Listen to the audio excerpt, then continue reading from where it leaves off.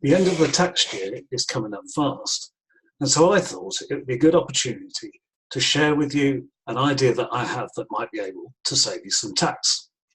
Now, currently, every individual gets a savings personal allowance. For a basic rate taxpayer, that means they can earn £1,000 in investment interest and not pay any tax, and for a higher rate taxpayer, they can earn £500 in interest and not pay any tax. Now, it's quite difficult for us to influence and affect the amount of interest that we receive.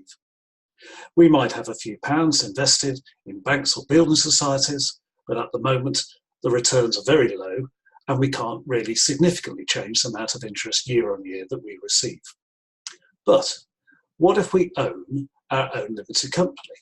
We're shareholders and directors in our trading company, which we have over the years probably put funds into that company, either by way of a loan or through our director's current account. Now, historically, most of my clients never charge their own company interest because they want to keep the costs of their company down to a minimum. However, if they were to charge interest to their own personal company at a commercial rate, say something like 4 or 5%, then it's likely that they would receive income that would be tax-free because it would be within that £1,000 for a basic rate taxpayer, which they can receive interest-free. Better still, so long as it's a commercial rate, then the company will get a deduction from its profits for corporation tax purposes. So it's a win-win situation.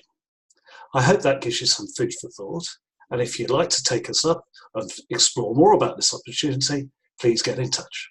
Bye for now.